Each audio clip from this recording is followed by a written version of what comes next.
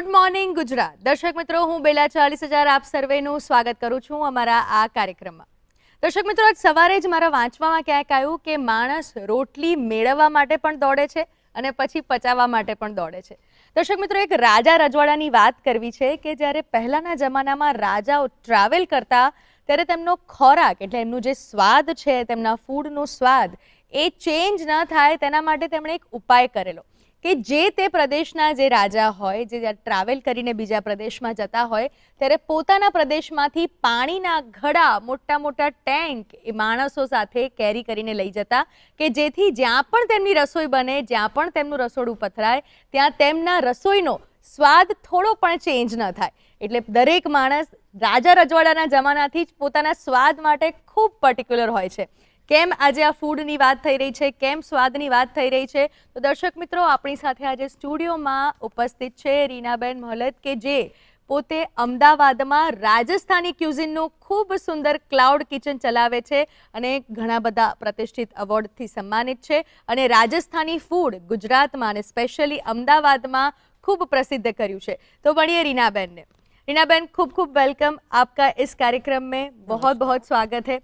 सबसे पहले मैं आपको यही पूछूंगी कि राजस्थान से ही आप हैं और राजस्थानी क्यूजिन को ही आगे बढ़ा रही हैं. कैसा फील हो रहा है? बहुत प्राउड होता है, बहुत हाँ. गर्व होता है मुझे कि मैं अहमदाबाद में रह के अपने जन्मभूमि, जहाँ मैं जन्मी हूँ, पली बड़ी हुई हूँ, वहाँ का खाना यहाँ के लोगों तक पहुँचा पाई. इस बात का मुझे बहुत ही गर्व है. जी बिल्कुल. और दूसरा यही पूछना था कि क्लाउड किचन, ये जो टर्म है वो थोड़े अभी रिसेंटली 5-4 ईयर्स से बहुत ट्रेंड में है और बहुत लोग इसमें जुड़ भी रहे हैं क्योंकि बहुत अच्छा एक वे है अपनी कमाई लोगों के तक लिए. पहुँचाने. तो ये क्लाउड किचन के बारे में बताइए. क्लाउड किचन वो कॉन्सेप्ट है बेला जी, जहाँ आपको एक रेस्टोरेंट का इन्वेस्टमेंट नहीं करना पड़ता जी. और आप अपने ही एक छोटे से एरिया में कुछ चीज़ों के एक वेरी मिनिमम एक्सपेंसेस पे आप अपना एक बिजनेस शुरू कर सकते हैं, जिसको हम क्लाउड किचन का नाम दे देते हैं, जिसमें रेस्टोरेंट की तरह बैठ के खाने की सुविधा नहीं होती, सिर्फ डिलीवरीज और टेक अवेज होते हैं. जी. तो उसमें आपको कोई इंटीरियर का कुछ दिक्कत नहीं होता नहीं, है? उसमें हमें कोई दिखावा, कोई भी तरह का कुछ आपको ज़रूरत नहीं है, कोई एक्स्ट्रा एक्सपेंसेस नहीं है. सिर्फ आपके किचन, उसके जो वर्कर्स हैं 4-5 आपको चाहिए, वो भी बहुत ज़्यादा नहीं चाहिए होते. मिनिमम 2 से 3 वर्कर्स और एक किचन का जो सामान और ज़रूरत की जो इंस्ट्रूमेंट्स है आपके, यूटेंसिल्स वगैरह, उससे आप एक मिनिमम ज़्यादा से ज़्यादा 1 लाख में या 1.5 लाख में आप एक क्लाउड किचन स्टार्ट कर सकते हैं. और उसके लिए कोई सर्टिफिकेशन गवर्नमेंट से हाँ, अप्रूव? इसके लिए एक तो शॉप एस्टेब्लिशमेंट और एक FSSAI, ये 2 सर्टिफिकेट्स आपके पास आपको ले लेने होते हैं, जो कि आजकल बहुत इजीली ऑनलाइन आप अवेलेबल कर सकते हैं. तो इन 2 सर्टिफिकेट्स की आपको ज़रूरत होती है और आप एक अच्छे से क्लाउड किचन स्टार्ट कर सकते हैं अपना. तो आपके क्लाउड किचन की तरफ आगे बढ़ते हैं, जो नाम है धोरा जी. तो ये आपने स्टार्ट कैसे किया और ये नाम के पीछे का आप मुझे स्टोरी ओके. नाम धोरा means sand dunes. Sand dunes. तो इसलिए ये नाम पड़ा. अभी मैंने क्यों स्टार्ट किया वो मैं आपको बताती हूँ. एक्चुअली बहुत सारा सोच और समझने के बाद मुझे शुरू से ही किचन कुकिंग का बहुत शौक था, बहुत गेस्ट होस्ट करने का बहुत शौक था. And I had been doing into the teaching line में थी मैं स्टार्टिंग में. बट मुझे अच्छा लगता था कुकिंग करना और जो बच्चे घर पे पढ़ने आते थे उनको खाना खिलाना. तो एक दिन मुझे लगा, मैं मतलब पढ़ा रही थी, लेकिन वो जो होते हैं ना, दिल से खुश मैं तभी होती थी जब मैं खाना बनाती थी. मुझे खाना बनाओ 2-4-5 घंटे भी किचन में बिठा दो, आई वॉज हैप्पी, मैं बहुत खुश होती थी. तो एक दिन मैंने अपने फैमिली में कहा कि भाई मुझे कुछ ना कुछ फूड रिलेटेड कुछ करना है. तो फैमिली वाले बोले कि हाँ चलो आप करो, अगर आपको करना है तो राजस्थान. तो मैंने कहा ओके. बट जिस समय मैंने शुरू किया था 2017 की बात है, तब ना अहमदाबाद में वेस्टर्न कुजीन का इन्फ्लुएंस बहुत था. उस समय चाइनीज़, इटालियन, मैक्सिकन, हर तरफ लोग यही खाना पसंद करते थे. तो मुझे ऐसा लगा कि अगर मैं फिर से एक वही रेस्टोरेंट खोल दूं तो कुछ नया नहीं होगा, मैं अपनी पहचान नहीं बना पाऊंगी. और मुझे पैसे से ज़्यादा पहचान बनाने का वो थी जुनून, पैशन. जी. तो मुझे लगा कि क्यों ना मैं अपना ही कुजीन, जिस राज्य में मैं पली बड़ी हूँ, जिसके हर एक मसाले से मैं बहुत ज़्यादा वाकिफ हूँ, बिल्कुल। क्यों ना मैं लोगों तक वही पहुँचाऊँ, और जो कि अहमदाबाद में इतना अवेलेबल भी नहीं है। आज जितना मैक्सिकन इटालियन अवेलेबल होगा उतना राजस्थानी फूड अहमदाबाद में उस समय नहीं था। तो मैंने कहा क्यों ना लोगों तक वही फूड पहुँचाया जाए। बट मुझे अगेन ये एक डर था अंदर कहीं ना कहीं बैक ऑफ माय माइंड कि अगर इस सिनेरियो में राजस्थानी एक ट्रेडिशनल फूड नहीं चला तो मुझे रेस्टोरेंट खोलने से पहले एक एक्सपेरिमेंट करना चाहिए और I should start as a cloud kitchen. बस यहीं से मैंने एक क्लाउड किचन की शुरुआत की, एंड भगवान की कृपा कहिए या मेरे हाथ का हुनर कहिए, जो भी था, आज मैं एक बहुत सक्सेसफुली क्लाउड किचन अपना चला रही हूँ। जी, आपने बोला कि मैक्सिकन, इटालियन, चाइनीज फूड बहुत मतलब प्रचलित थे उस टाइम पे, लोग बहुत मतलब उनके पीछे दीवाने हो Yes, चुके थे exactly, क्योंकि बहुत। हाँ। तो ये राजस्थानी जब आपने इंट्रोड्यूस किया तब आपको लोगों का प्रतिसाद कैसा मिला? मतलब कैसे लोग एक्सेप्ट कर रहे थे, आपको कैसे रिव्यूज दे रहे थे? हाँ, मैंने इसका एडवर्टीजमेंट उस समय ना, मैं इन्वेस्टमेंट भी नहीं करना चाहती थी कि मैं न्यूज़पेपर्स में एड्स डालूं या टीवी में एड्स दूं या रेडियोस में एड दूं। मैंने एक बहुत सिंपल सा तरीका चुना न्यूज़पेपर्स में लीफलेट्स देने का। अच्छा। वो मैंने काफ़ी दिया और उससे बहुत सारे मुझे कस्टमर्स, बट जो एक बार मेरा खाना खा लेता था ना, वो दूसरी बार, वो 2017 से भी I have loyal base of my customers, Okay. जो आज भी मेरे फूड को अगर राजस्थानी खाना है तो उनके दिमाग में सिर्फ धोरा ही आता है और कोई नहीं आता। तो धीरे धीरे मैं बहुत लोगों को पसंद आने लगा। हाँ, टाइम लगा, ऑफ कोर्स, एक दिन में तो नहीं होगा, बट धीरे धीरे माउथ पब्लिसिटी बहुत अच्छी चीज़ होती है, तो उसके थ्रू मेरा आगे बढ़ता गया। फिर मैंने हमारे 2018-19 के बीच जो था ना, इसका फूड कोर्ट का बहुत कल्चर आ गया था। Food court. यस, तो मैंने फिर फूड कोर्ट में शुरू कर दिया अपना, वहाँ भी लोगों, और क्योंकि जब हर इंसान को होता है आगे पहुंचना है और ज़्यादा लोगों तक पहुंचना है, क्लाउड किचन में एक थोड़ा सा वो हो गया था कि हाँ, लिमिटेशन आ गई थी। जब हम फूड कोर्ट में पहुंचे तो और लोगों तक हम पहुंच गए, बहुत सारे। तो फिर धीरे धीरे वो भी बहुत चलने लगा, बट फिर मुझे लगा कि अब टाइम आ गया है कि मुझे रेस्टोरेंट खोल देना चाहिए। बट उसी समय लॉकडाउन आ गया, तो सब कुछ बंद हो गया, हम घर में बैठ गए 2-3 महीने। ठीक है, मुझे कोई इतना फर्क नहीं पड़ा क्योंकि फैमिली अपना बिजनेस था, वो कोई टेंशन नहीं थी। बट या सब चीज़ें एक बार बैक, जो मैं सोचा था कि हाँ मुझे और आगे बढ़ना है, उस पर एक डेफिनेटली ब्रेक लग गया और थोड़ा दुख भी हुआ कि अरे यार, ये सब क्या हो गया, मुझे तो बहुत आगे जाना था। बट शायद भगवान कहते हैं ना कि कुछ और सोच रखा था मेरे लिए, बहुत अच्छा कुछ सोच रखा था। कोरोना ख़त्म हुआ और मुझे ऑफ़र आई इसकी हाउस ऑफ एमजी में पॉपअप शो करने की, राजस्थानी फूड की। एंड वो इतना सुपर हिट हुआ कि मतलब that totally changed my life और धोरा फ्लेवर्स ऑफ राजस्थान की लाइफ। मतलब इंस्टेंट जिसको बोलते हैं ना पॉपुलैरिटी मिलना, वो मिल गई मुझे। और फिर तो मुझे ऐसा लगा कि या क्लाउड किचन भी बहुत अच्छे से, नाम अगर हो जाता है, खाना अगर आपको लोगों को पसंद आता है, आप क्वालिटी दे रहे हैं लोगों को, तो डेफिनेटली आप कहीं भी अच्छे से चला सकते हैं। बिल्कुल। तो राजस्थानी जो ऑथेंटिक क्यूजीन है, जो हम लोग, अगर नॉन राजस्थानी से आप पूछो तो हम लोगों के दिमाग में सिर्फ दाल बाटी चूरमा या केर सांगरी, कुछ गट्टे की सब्जी, गट्टे का पुलाव, ये 3-4 जो बहुत प्रचलित है, वो ही हमारे दिमाग में है। और क्या मतलब क्यूजीन में स्पेशल है?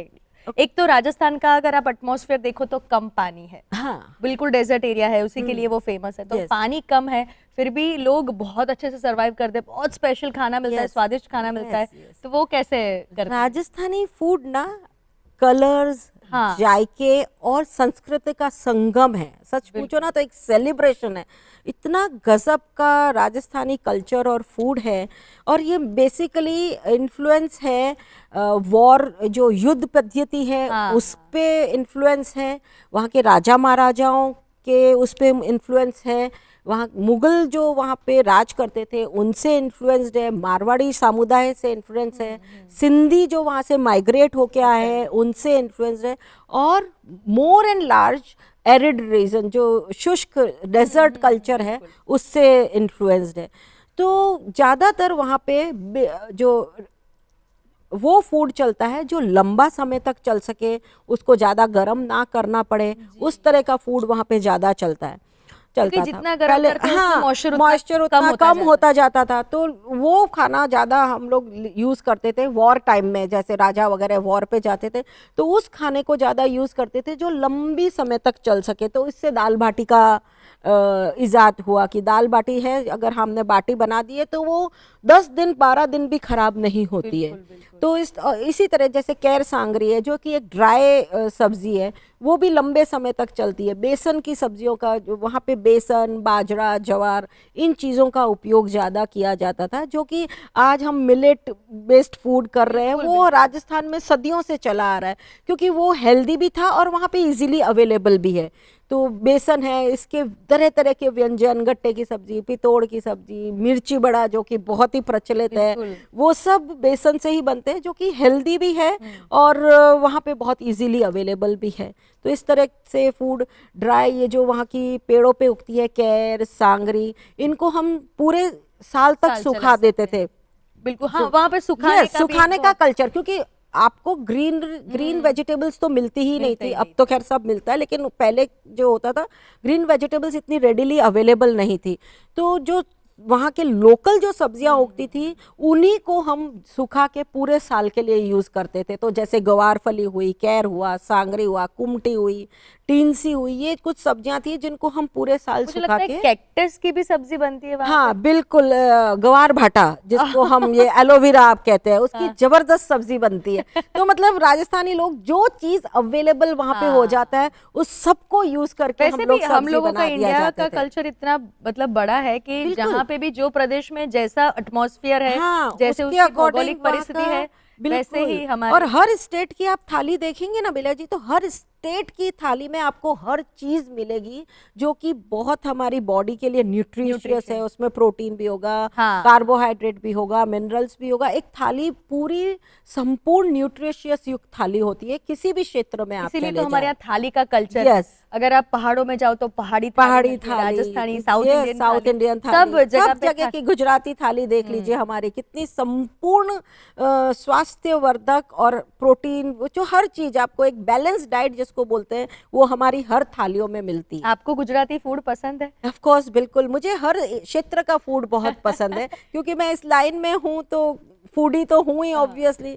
मैं जहाँ भी जाती हूँ उस क्षेत्र का फूड बड़े चाव से खाती हूँ। आप राजस्थानी क्यूजिन के साथ जुड़ी है और गुजरात में रहती है, ठीक है, तो गुजराती फूड क्यूजिन और राजस्थानी, इन दोनों में आपको क्या डिफरेंस लगता है और क्या कॉमन चीजें लगती हैं? साम्यता भी क्या है? ओके, डिफरेंस ये है कि राजस्थानी फूड में शक्कर का उपयोग कम होता है। हम लोग सब गुजराती फूड मीठा मीठा खाते हैं, इसलिए मीठे लोग हैं आप लोग। एंड वहाँ पे घी का उपयोग बहुत ज़्यादा होता है। स्पाइसेस का उपयोग राजस्थान में बहुत ज़्यादा होता है क्योंकि वहाँ का कल्चर ऐसा है। वहाँ चीज़ें बहुत अवेलेबिलिटी नहीं होती थी, तो फूड को टेस्टी बनाने के लिए वहाँ पे स्पाइसेस, जो गरम मसाला हुआ, जावित्री हुआ, जायफल, इनका उपयोग ज़्यादा किया जाता था। वहाँ कर्ड का उपयोग बहुत ज़्यादा होता है।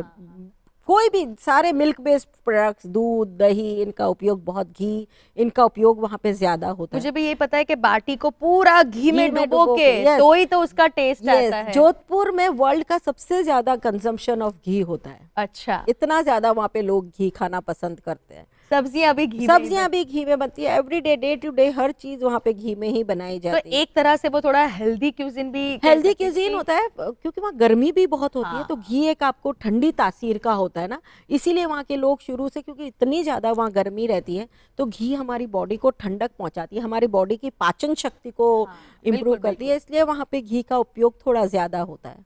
बिल्कुल। और आप ये जो क्लाउड किचन अभी चला रही हैं, उसमें सबसे जो ज्यादा जिसकी डिमांड होती है वैसी डिश कौन सी है? वैसे कैर सांगरी, दाल बाटी तो ऑब्वियसली होती है। हमारी गुलाब जामुन की सब्जी आप खाइए, आप खाते रह जाएंगे। मतलब ये ऐसी इनोवेटिव डिशेस है जो कि मतलब एकदम शाही हम उनको बोल सकते हैं। उनमें इतना अच्छे से हर चीज़ मावा, ये मतलब राजस्थानी फूड एक्चुअली देखा जाए ना बहुत शाही है, क्योंकि राजघरानों बहुत का उन पे बहुत इन्फ्लुएंस रहा है। तो वहाँ की सब्जियों में आपको काजू, किशमिश, मावा, ये सब बहुत ज़्यादा आपको वहाँ की सब्जियों में मिलेगा। तो गुलाब जामुन की सब्जी, हमारी चक्की की सब्जी, हमारा घेवर, मावा की कचौरी, ठोर, मतलब बहुत सारी मिठाइयाँ हैं राजस्थान की जो बहुत फेमस है।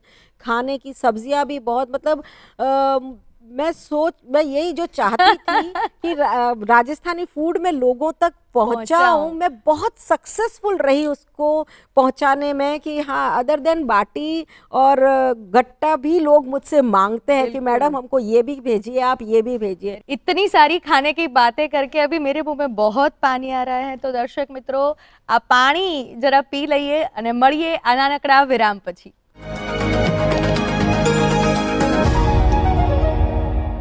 દર્શક મિત્રો, વિરામ બાદ આપ સર્વેનું ફરી સ્વાગત છે કાર્યક્રમ ગુડ મોર્નિંગ ગુજરાતમાં।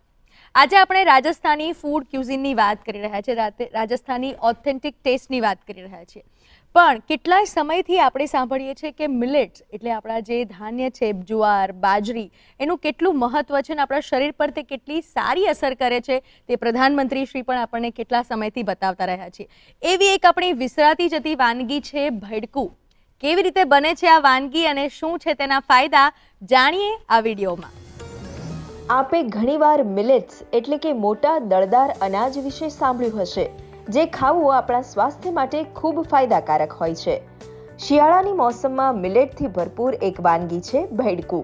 શું છે આ અને તેને ખાવું કેમ જરૂરી છે? ભેડકું એ બહુ જ હેલ્ધી છે। એમાં 5 જાતના મિલેટ્સ આવે છે અને એમાં જુવાર, બાજરી, મકાઈ, મગની દાળ, ચોખા, આ બધું જ મિક્સ કરીને એ ભેડકું બનાવવામાં આવે છે। અને એમાં બહુ જ બધું આયર્ન, અંદર પ્રોટીન, તમને ફાઈબર બધું જ મળે છે, જે તમારા શરીરને ખૂબ જ ઉપયોગી થાય છે। અને શરદીની મોસમમાં આ ખાવાથી તમને શરીરમાં એક ગરમાવો મળે છે। જુવાર, બાજરી, મકાઈ, દાળ, ચોખાથી બનતું આ ભેડકું કેવી રીતે બનાવાય છે? આવો રેસીપી જાણીએ। ભેડકું બનાવવા માટે આપણે સૌથી પહેલાં એમાં જુવાર, બાજરી, મકાઈ, મગની ફોતરાવાળી દાળ અને ચોખા, આ 5 વસ્તુ લઈને એને આપણે શેકવાની છે। દરેક ચીજને અલગ અલગ શેકવી પડશે, કારણ કે દરેકનો શેકાવાનો ટાઈમ અલગ હોય છે। તેથી એને શેક્યા પછી એ થોડું ઠંડુ કરવામાં આવે છે અને પછી એને મિક્સર જારમાં ક્રશ કરીને એનો એક પાવડર ફોર્મ બનાવવામાં આવે છે। એ પાવડર ફોર્મ એકદમ પાવડર જેવો પણ નથી કરવાનો, થોડો કોર્સલી રાખવાનો હોય છે। ત્યારબાદ આપણે એક કઢાઈમાં ઘી લઈએ।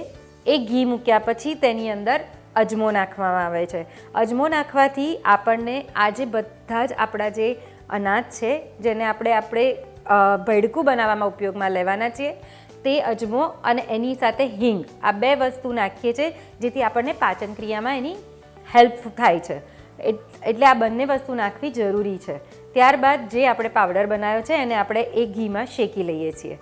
1-2 જ મિનિટ માટે આપણે એને શેકવાનો છે, કારણ કે આપણે ઓલરેડી પહેલાં આપણે અનાજ બધું શેકીને મૂકેલું છે। 2 મિનિટ માટે એને શેકી અને પછી ત્યારબાદ એમાં પાણી નાખવામાં આવે છે અને આપણે એને ગાંઠા ના પડે એ ખાસ ધ્યાન રાખવાનું છે। એટલે આપણે એને બરાબર સારી રીતે મિક્સ કરવાનું છે। ત્યારબાદ તેમાં થોડું મીઠું અને થોડી હળદર પાવડર આ નાખવામાં આવે છે અને પછી એને સારી રીતે ખદખદાવવામાં આવે છે। એને એ પાણીની અંદર જ પકવવામાં આવે છે અને સારી રીતે પકાઈ જાય પછી એને આપણે ઉતારી અને ઘણા લોકો એને ગરમ ગરમ પણ ખાઈ શકે છે। અને જ્યારે દાદી નાની લોકો ખાતા હતા ત્યારે એ આની અંદર દૂધ અથવા દહીં બેમાંથી કોઈ પણની સાથે આપણે એને ખાઈ શકીએ છીએ। આજે જ્યારે આપણે હેલ્ધી પેક ફૂડના સેવનમાં પડ્યા છીએ, ત્યારે આ ભેડકું આપને ગ્લુટીન ફ્રી ભોજન તો આપે જ છે, સાથોસાથ ડાયાબિટીસ, વધુ વજન, અસ્થમાની સમસ્યાઓ સહિત હૃદયની બીમારીથી બચવા માટે પણ ઉપયોગી છે। તમને ખબર નથી કે પેકેટ્સ જે રેડી મળે છે એમાં કેવી જાતના મિલેટ્સ વપરાય છે, શું વપરાય છે, કેવું અંદર હોય છે, તમને કંઈ જ નથી ખબર એ કેટલા દિવસનું હોય છે। તો જ્યારે આપણી પાસે આપણા જેટલા ધાન્ય છે, તો એમાંથી જ આપણે આપણી જાતે જ એને આપણે સારી રીતે શેકીએ એને સારી રીતે ક્રશ કરીને એમાંથી જ કંઈક ને કંઈક આપણે બનાવીએ તો એ આપણા માટે વધારે હેલ્પફુલ છે. અને આ એક ગ્લુટન ફ્રી પણ રેસીપી છે. આ એક હોલ મીલ છે. તમે એક બાઉલ ભરીને જો ભેળકું ખાશો ને તો તમારું આખા આમ તમને એમ થશે કે મારું પેટ ભરાઈ ગયું. ભૈડકું તો તમે જોયું કે એક ગુજરાતી વિસરાતી જતી વાનગી છે, તે કેટલા ધાન્યથી બને છે અને કેટલી સ્વાદિષ્ટ અને સ્વાસ્થ્યવર્ધક છે. જઈએ પાછળ રીનાબેન પાસે અને જાણીએ કે રાજસ્થાનમાં આવી કેટલી સ્વાસ્થ्यवर्धक वानगियों हजी તેમના खजानाમાં छुपाएली है. तो रीनाबेन, फिर से आपसे राजस्थानी फूड क्यूजिन की बातें का सिलसिला शुरू करते हैं और आपसे आगे यही पूछूंगी कि जो आपके कस्टमर्स हैं, जो आपके क्लाउड किचन में अभी जुड़े हुए हैं आपसे, आप बोल रहे हो कि जब से आपने स्टार्ट किया है रिपीट कस्टमर्स भी बहुत ज़्यादा है, तो ये जो आपका जो कस्टमर का लॉट है वो राजस्थानी, मतलब जो राजस्थानी पीपल है वही है कि गुजराती भी बहुत सारे जुड़े हैं?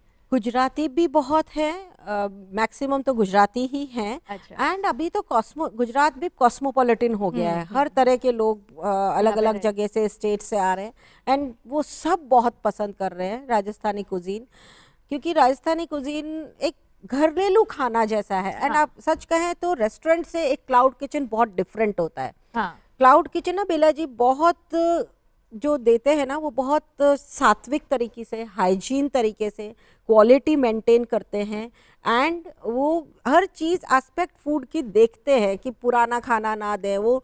तो उससे क्या लोग ज़्यादा हमारे पास आने लगे हैं, क्योंकि बाहर से जो आ रहे हैं, जो अकेले रह रहे हैं, उनको हमेशा रेस्टोरेंट का खाना अब नहीं खा सकते, because it is not good for our health ना. अल्टीमेटली तो हमें घर का खाना या जो हाइजीन तरीके से बना है वही, तो पीपल ट्रस्ट करते हैं ज़्यादा क्लाउड किचन्स को आजकल, ताकि उन्हें एक अच्छा खाना और स्वाद तो मिलता ही है और साथ में हाइजीन भी मिलता है. ये क्लाउड किचन का कॉन्सेप्ट इसीलिए बहुत अभी चल रहा है क्योंकि बिल्कुल. लोगों को कम क्वांटिटी में खाना बनाना होता है क्लाउड हाँ. किचन में, जैसे ऑर्डर बनता रहता है वैसे ही Yes. वो लोग खाना बनाते रहे. तो वो जो आप बोल रहे हो कि ताज़ा खाना एक तो ताज़ा मिलता खाना है मिलता और फ्रेश के लिए वजह से वो स्वास्थ्यवर्धक भी हो बिल्कुल. जाता है. जब स्वास्थ्य की बात चल रही है तो राजस्थानी फूड में जो पानी का ये प्रॉब्लम है और जो बोल रहे हैं आप लंबे समय तक चलने वाली जो चीज़ें हैं वो रहती है, पर हमारे यहाँ ऐसा भी कॉन्सेप्ट है कि बहुत दिनों पुराना हम चीज़ें नहीं भी खाते हैं, तो वो कॉन्सेप्ट क्लियर कैसे कर सकते हैं? मतलब उन लोगों को कैसे समझाना होता है कि अच्छा ये इतने दिन से पड़ा है फिर भी ये खराब नहीं हुआ, ये अभी हम खा सकते क्योंकि हैं. वो जैसे बाटी हम कहते हैं वो बहुत अच्छे से बेक्ड होती है. हाँ. तो उसमें पानी नहीं होता रहता, तो जब पानी नहीं है, मॉइस्चर नहीं है, तो उसमें जर्म्स नहीं आ सकते. तो वो चीज़ लंबी चलती है. सेम केर सांगरी जो हम कहते हैं कि हम लंबे समय तक खा सकते हैं, सेम उसको डिहाइड्रेट कर देते हैं, सुखा देते हैं धूप में. जिस चीज़ में मॉइस्चर की वो हो जाएगी ख़त्म, तो वो चीज़ जल्दी ख़राब नहीं होती है. तो ये वजह है कि वहाँ के खाने जो कुछ चीज़ें हैं जिनको हम स्टोर करते हैं या डिहाइड्रेट करते हैं वो लंबे चलते हैं, क्योंकि मॉइस्चर नहीं है. मसाले इस तरह से हम उनको सेकना जिसको बोलते हैं, अगेन उसको जब सेका जाता है तो बहुत अच्छे से उसका सेका जाता है अगेन, ताकि उस मसाले में भी कोई पानी नहीं रह जाए. अचार हमारे कैसे रहते हैं, हाँ, क्योंकि हम उनमें कोई भी तरह का पानी या उसमें नहीं रहे. सेम राजस्थानी फूड भी इसी पद्धति से बनाया जाता था पहले, कि उसमें पानी की मात्रा बिल्कुल भी ना रहे और तो वो लंबा चल जाता था. ये जो क्लाउड किचन से आप रेस्टोरेंट्स में कन्वर्ट करना चाहते थे लेकिन किसी कारण से नहीं हुआ, अभी क्लाउड किचन आप चला रहे हैं, तो क्लाउड किचन को आगे डेवलप करने के लिए फिर आपने कोई स्टेप लिए हैं या मार्केटिंग स्ट्रेटेजी या कोई Yes. जो अभी ये डिलीवरी एप्स जो होती हैं तो उससे कोई फायदा मिलता है? यस cloud kitchen बिल्कुल. को? क्लाउड किचन ऐसा है ना, पहले जब मैंने स्टार्ट किया था ना तब मैंने बहुत मार्केटिंग नहीं की थी और मैं लीफलेट के थ्रू, हाँ, क्योंकि मैं नहीं चाहती थी कि इतना हम करें इन्वेस्टमेंट. लीफलेट के थ्रू किया, वो बहुत अच्छा गया. बट कोरोना के बाद आप देखेंगे कि सोशल मीडिया मार्केटिंग का चलन जबरदस्त बढ़ गया. बिल्कुल, बिल्कुल. और हमने भी उसका एडवांटेज लिया. जबरदस्त सोशल मीडिया मार्केटिंग की, इंस्टाग्राम, फेसबुक, हर जगह हमने मार्केटिंग की एंड उसका हमें बहुत फायदा मिला. हाँ, हाँ. तो ये क्लाउड किचन के लिए एक बहुत अच्छा प्लेटफॉर्म है कि और आपको मार्केटिंग क्या करनी है, अपने उसमें ध्यान रखिए, आपकी पिक्चर्स बहुत अच्छी होनी चाहिए, आपका कंटेंट बहुत अच्छा होना चाहिए, तो लोगों तक पहुंचेगा. आपका फूड जो है बहुत अपीलिंग होना चाहिए. मतलब लोग हमें ये कहते हैं कि मैडम हम आपकी इंस्टाग्राम पोस्ट देख के इसलिए आपको अप्रोच कर रहे हैं. बोलते हैं ना कि खाना जो होता है वो पहले पहले हम आंखों से खाते देखते हैं. फिर मुंह बिल्कुल से खाते बिल्कुल. तो ये कॉन्सेप्ट बिल्कुल हमारे इस आजकल सोशल मीडिया ये प्रूव कर रहा है कि yes this is the right way. हम लोगों को खाना परोस रहे हैं और उससे वाकई आपके कस्टमर बेस बढ़ता है. बिल्कुल, आप Definitely. बहुत इंस्पायरिंग तो है वो हर एक महिला के लिए कि जो अभी कुछ घर में कर रही है और उसको और आगे करना है और बढ़ना आगे है, बढ़ना है। बिल्कुल। लेकिन अगर आप सोशल मीडिया की बात करें तो आपका सोशल मीडिया प्रोफाइल देखा, आप मैसेज भी मतलब लोगों को जो उपदेश हम बोलते हैं कि जो हाँ। छोटी-छोटी बातें बतानी होती है, वो भी आप बहुत अच्छे से बताते हैं। तो वो कॉन्फिडेंस आप कैसे लाती ये हैं? एक्चुअली क्योंकि अब मैं बहुत जगह एज बहुत सारे क्लब्स में, बहुत सारे इंस्टीट्यूट्स में एज एन मोटिवेशनल स्पीकर, कैसे मैंने क्लाउड किचन मेरा स्टार्ट किया, मैं किस किस जो गलतियां मैंने की उनसे मैंने क्या सीखा और उनसे मैं आगे किस तरह से लोगों को बचा सकती हूँ, तो उसी पे मैं अपने फोटोज़ के साथ अपने पर्सनल उसमें एक मैसेज देती हूँ कि और कैसे मैं हताश बार बार घिरी 2-3 बार, फिर मैं हाँ। उठ के आगे बढ़ी। तो ये मैसेज जाता है वाई, अगर मैं ये सब इस चीज़ से मैं गुजर चुकी हूँ तो मैं चाहती हूँ कि लोग भी जो गुजर रहे हैं वो उनको कॉन्फिडेंस आए कि नहीं, अगर मैं कर सकती हूँ तो वो क्यों नहीं। बिल्कुल, तो इस बिल्कुल। तरह से मैसेज देते हैं तो लोगों में कॉन्फिडेंस बढ़ता है।